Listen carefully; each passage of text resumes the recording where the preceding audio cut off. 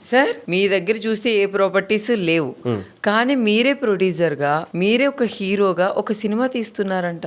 అవును, సెన్సార్ జరుగుతుంది, release date త్వరలో అయిపోతా. అంటే అంత ధైర్యం మీకు ఎలా వచ్చింది? ఫస్ట్ అంత డబ్బులు ఎక్కడి నుంచి వచ్చినాయని చెప్పాలి.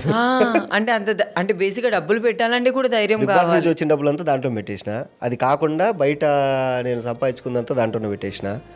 అంటే ఏంటంటే నాకు ఎప్పటి నుంచో ఉండింది ఒక, అంటే నాతో పాటు వచ్చిన వాళ్ళల్లో అంతో ఇంతో పేరు వచ్చింది, డబ్బులు సంపాదించేది నేనే.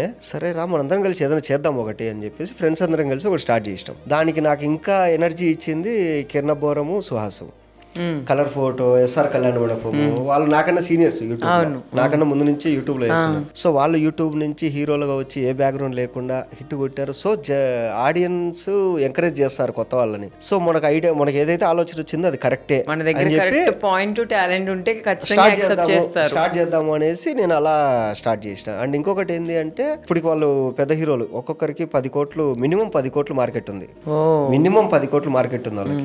సో ఇప్పుడు నా దగ్గర నాకేంటంటే నేనేంటంటే డబ్బులు పెట్టడము, ఇంకా బాధిద్దాం నెక్స్ట్ షెడ్యూల్. సో ఈ లోపల ఏదైనా ప్రాజెక్ట్ ఒప్పుకొని ఆ వచ్చిన డబ్బుల్ని మళ్ళీ పెట్టి మళ్ళీ చేసుకోవడం, ఇలా నిదానంగా చేసుకున్నా. అప్పుడు కొంచెం మీకు వచ్చిన డబ్బులన్నీ కూడా మీ మూవీకి పెడుతున్నారు. ఇప్పటికి నేను 2 సినిమాలు చేస్తున్నా, ఆ వచ్చిన డబ్బులు ప్రమోషన్ పెట్టుకోవాలి నేను. ఎలా ఉండిపోతుంది సార్ ఆ మూవీ?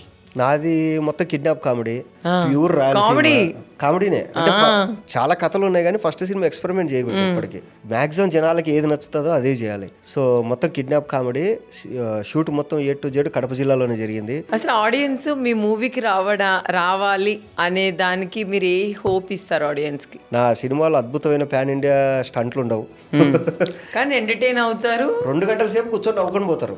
నవ్వుతారు ఖచ్చితంగా. ఇప్పుడు పండక్కి ఏదన్నా ఇంటికి వెళ్తే కజిన్స్ అందరు కలిసి అరే ఏ సినిమా బాగుంది, పలానా సినిమాకి వెళ్దాంపా అని చెప్పి వెళ్ళి ఎంజాయ్ చేసి రావాలా. అది కాకుండా సినిమాలో స్టార్టింగ్ నుంచి పేతాసు పెట్టి, ఫైట్లు పెట్టి, తర్వాత సీరియస్ పెట్టి, అదేదో డైలాగులు పెట్టి సావగొట్టేస్తారు జనాల్ని. వాడి దగ్గర 500 తీసుకుని వాడిని టార్చర్ పెట్టి పంపిస్తే వాడు ఎట్లా ఎంకరేజ్ చేస్తాడు?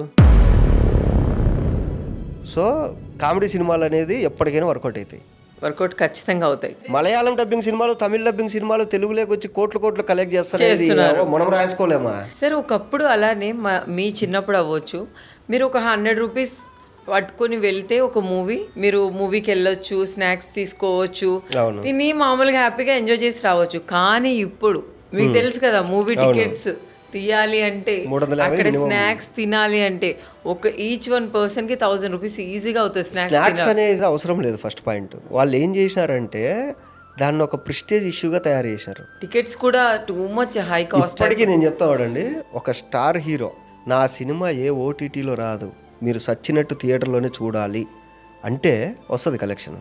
తర్వాత నీ సినిమా మీద నీకు నమ్మకం ఉంటే 150 రూపాయలు పెట్టు టికెట్. నమ్మకం లేక కలెక్షన్ల కోసం నువ్వు 500, 600 టికెట్ రేట్లు పెంచేసుకుంటావు. ఓకే, ప్రాబ్లం ఎక్కడొస్తుందంటే ఇప్పుడు రాజమౌళి సినిమాకి ఎంత రేట్ ఉందో నీ సినిమాకి కూడా అంతే రేటు పెట్టుకుంటే ఆయన చూపించే రేంజ్ లో నువ్వు చూపించాలి కదా. వాడికి ఎన్నో కష్టాలు, ఎన్నో పంచాయతీలు ఉన్నాయి, ఎన్ని వదిలేసి నీ దగ్గరకు వస్తే నువ్వు మళ్ళీ ఇంకో కష్టం చూపిస్తే వాడికి హ్యాపీగా నవ్వించి పంపించండి చాలు. అసలు రేపు పొద్దున మీ మూవీ రిలీజ్ అయినప్పుడు మీరు టికెట్ ఎంత పెడతారు? నార్మల్ మినిమం ఎంత ఉంటే అంత. మా వాళ్ళని ఇబ్బంది పెట్టరు కదా మీరు? నాకు అర్థం. ఇబ్బంది కాదు, నా సినిమా నువ్వు 400 పెట్టి చూసే కంటెంట్ కాదు నా సినిమా. నువ్వు 100, 120 పెట్టే కంటెంటే నాది. ఇంకా దానికన్నా తక్కువ పెట్టా ఓకే అని ఒప్పుకుంటే డిస్ట్రిబ్యూటర్లు, థియేటర్లు ఇంకా తక్కువ పెట్టుకుంటా. ఫస్ట్ నేను వెళ్ళాలి జనాల్లోకి. ఖచ్చితంగా వెళ్తారు సార్, నేను రెడీగా ఉన్నాను. ఇప్పుడు నేను రెడీగా ఉండండి, మా వాళ్ళు ఏం చెప్తా అంటే నా కంటెంట్ కి 120 పెట్టండి చాలు. అదే నా కంటెంట్ కి నువ్వు ఎక్కువ పెట్టావు అనుకో, వాడు అమ్మ నా బుద్ధులు తిడతారు బయటకు వచ్చిన, ఏం సినిమారా ఇది అనేసి.